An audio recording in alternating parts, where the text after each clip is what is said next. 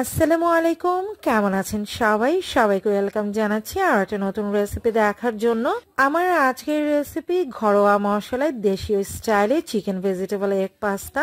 একদম সহজ রেসিপিতে এই পাস্তাটা শেয়ার করব, আর এইভাবে আপনারা চিকেন ভেজিটেবল এগ পাস্তাটা তৈরি করে দেখবেন, খেতে খুব মজার হয়। তো চলুন রেসিপিটা দেখে নেওয়া যাক। প্রথমে আমি পাস্তাগুলোকে সেদ্ধ করে নিব, সেজন্য আগে থেকে পানি বসিয়ে রেখেছিলাম, আর পানিতে কিন্তু অলরেডি বলক চলে এসেছে। এবার আমি এতে দিয়ে দিচ্ছি পাস্তা। আমি এখানে 250 গ্রামের মতো পাস্তা দিয়েছি, আর এটাকে ভালোভাবে আমি সেদ্ধ করে নিব। পাস্তাগুলো আমি প্রায় 10 থেকে 12 মিনিটের মতো সেদ্ধ করে নিব।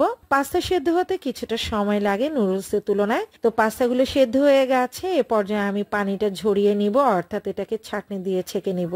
তারপর ঠান্ডা পানিতে ধুয়ে নিব, যাতে করে একটা আরেকটা গায়ে লেগে না যায়। এবার পাস্তাটা রান্না করে নিব, সেজন্য প্যানে আমি দিয়ে দিচ্ছি 1/3 কাপের মতো রান্নার তেল, দিয়ে দিচ্ছি 1 টেবিল চামচ পরিমাণ রসুন কুচি। নেড়েচেড়ে রসুন কুচিটাকে ভেজে নিচ্ছি। যখন রসুন কুচিটা গোল্ডেন কালার হয়ে আসবে, এই পর্যায়ে দিয়ে দিচ্ছি আমি 1/2 কাপ পরিমাণ কুচি করা মুরগির মাংস, দিচ্ছি 1/2 চা চামচ পরিমাণ হলুদ গুঁড়ি, 1/2 চা চামচ পরিমাণ মরিচ গুঁড়ি, 1/2 চা চামচ পরিমাণ ধনিয়া গুঁড়ি, দিয়ে দিচ্ছি 4 চামচে 3 ভাগে 1 ভাগ গরম মশলা গুঁড়ি, আর সেই সাথে দিয়ে দিচ্ছি আমি স্বাদ মতো লবণ, দিয়ে দিচ্ছি কিছু কাঁচা মরিচ ফালি, আর 1/2 কাপ পরিমাণ গাজর কুচি।